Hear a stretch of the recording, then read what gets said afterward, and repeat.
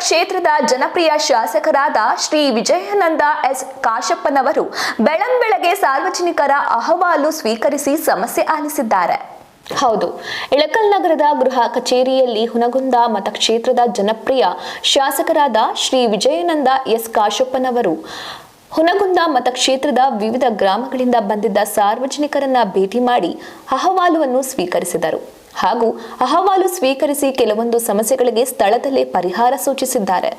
ಈ ಸಂದರ್ಭದಲ್ಲಿ ಸ್ಥಳೀಯರು, ಮುಖಂಡರು, ಅಧಿಕಾರಿಗಳು ಸೇರಿ ಮತ್ತಿತರರು ಉಪಸ್ಥಿತರಿದ್ದರು.